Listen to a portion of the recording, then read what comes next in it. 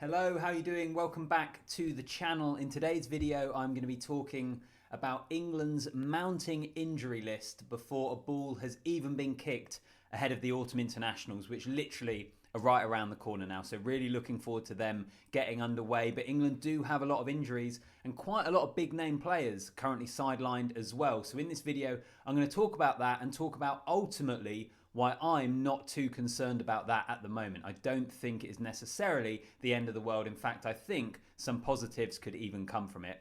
If you're new here, please subscribe to the channel, like the video, and also drop a comment down below. How do you see England getting on this autumn? Are you concerned about the players that are missing, particularly the ones that I talk about in this video? Always love to hear from you, so let me know. All right, let's get into it. So starting with Owen Farrell, the England, fly half, inside centre really, because that's where Eddie Jones is going to pick him. He picked up a concussion at the weekend, so he isn't going to be part of the training camp in Jersey ahead of the autumn. If you look at the return to play protocols and in terms of concussion and things like that, I believe that it's probably going to be around the Thursday or Friday before England's first game on the Saturday. So not this coming weekend, but the one after, where he might be available to train again. So if he hasn't trained or anything in the build-up to that first match against Argentina, I would imagine we're probably not going to see Owen Farrell play in that first test. But as things stand at the moment, I would expect him to be integrated back into the squad for the rest of the autumn for those games against Japan, New Zealand and South Africa. Of course, it's concussion, so you're never quite sure. It depends how he goes and how he recovers and all that sort of thing, whether he has any setbacks. So that's a slight caveat in there. But as things stand at the moment, I would still expect him to play a pretty big part in the autumn, particularly those later games against New Zealand and South Africa. But I don't think this is necessarily the worst thing. If he's going to miss the Argentina game, who are good opposition, they've improved under Michael Cheika, did really well against Scotland in the summer, had a kind of mixed bag of a rugby championship, huge win against New Zealand, but then some other results which were maybe a little bit more disappointing. I think it's an opportunity to give Marcus Smith the reins fully to run that attack. Eddie Jones has put Marcus Smith as the future fly half, the guy that is going to lead us into the World Cup. And it's always been a little strange dynamic or interesting dynamic of how it works between him and Owen Farrell. And to a degree, they just need time playing together, which they will still get this autumn. But to give Marcus Smith a game where he is the fly half, he runs England's attack against an opposition like Argentina, who are tough, who are a good side, but even with injuries, most people at home would expect England to beat, I think could be a really good opportunity for Smith, another path on his development, if you like. So that's why with the Owen Farrell one, the fact that we are probably going to still see him in the autumn, if he's just going to miss one game, I don't think it's the end of the world. On to Courtney Lawes, the current captain.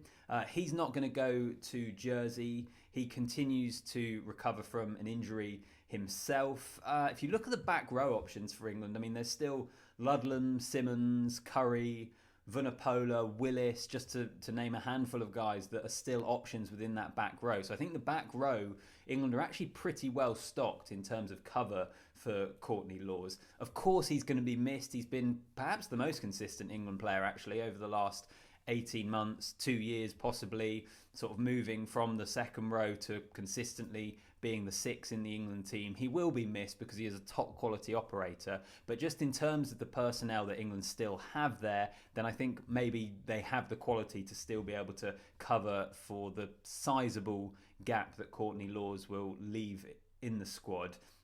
Particularly players like, I don't know, a Ludlam or someone like that who we've seen play for England but maybe not consistently. It could be a chance for guys to come in and get more minutes. Jack Willis, of course, who had a long spell out with injury. He adds something different to an England back row, particularly with what he can do at the breakdown. So again, I think there's still things that we might be able to see should Courtney Lawes miss a real big chunk of the autumn, that it could be interesting to see how that back row shapes up. But also with Courtney Lawes, I don't believe it's long term. I think he could still come back in, but for the time being, he's not going to Jersey and he's not being part of the England camp there. Where I think he will be missed and where it is more of a disappointment, as I say, I like the quality of back row alternatives, but is the captaincy. Courtney Lawes been given the captaincy, was doing a good job with it. I think it would have been quite important and quite a good time for him just to get more captain's appearances in the jersey, to fully establish himself as that England captain heading into the World Cup. I almost see that as the more negative aspect of that. Sure, he'll come back in and maybe he will be captain, but it could be a bit of a shame really that he hasn't got that opportunity to be the captain and stay in that shirt rather than them keep having to switch who's leading the team. Particularly if Farrell's not there as well, whether it be a Curry, someone like that maybe, that gets given the metaphorical captain's armband. We'll wait and see. All right, this brings us on to injuries in the back three. So Jonny May, any of you who watched the Gallagher Premiership over the weekend would have seen him get a really nasty, what looked like an elbow injury in the Friday night game, Gloucester against London Irish. It's one of those ones that the replay just makes you cringe. His arm kind of bent the wrong way. I don't think we've been told exactly how serious that injury is yet, but it didn't look like a good one. So Jonny May, not part of the training camp, not part of the England squad. I don't think he's going to play in the autumn. We wish him all the best because it is a really nasty looking injury. But I also think you could have a genuine discussion about Jonny May of whether he should have been part of the England squad for the autumn in the first place. There was a few years ago, maybe around the last World Cup in fact, where Jonny May was one of the first names on the team sheet. He had bags of pace, he was great under the high ball, was a really quality all-round operator. Has he been that guy recently? Injuries have played a part in that. We've seen him miss more rugby than usual, but I'm just not sure. I'm not sure he is the number one name on the wing on the team sheet that he once was. There are a lot of good winger options in the Gallagher Premiership, a lot of young English guys coming through. I'm going to get onto some of them in just a moment. So I think there is a discussion to be had about whether Jonny May deserved his place, and therefore if he's missing, I think it might give an opportunity to some of those other players that I'll come on to. It's a real shame for him. You hate to see an injury like that, but yeah, I think maybe it's not the end of the world from an England perspective. Henry Arundell was the other one. Now he is going to Jersey to basically rehab essentially. He looked like he's got a foot injury of some description. I think he's aggravated a problem that he has previously had, if you listen to any of the reports and what people are saying. So it's not thought to be too serious. I hope we can still see him this autumn because he's one of those guys that has been so exciting since he's burst onto the scene, scoring a try with his first touch against Australia in the summer. He's been lighting it up. He's been a highlight reel in the Gallagher Premiership, and he gives the England squad, I think, just that little bit of something extra. He's traditionally a 15. Freddie Stewart will be the England 15 because he's got that jersey. He's deserved that jersey with his performances. But Arundell, you could have seen on the wing, I think. He's quick enough. He gives you something a little bit different. So I hope that we will be seeing him.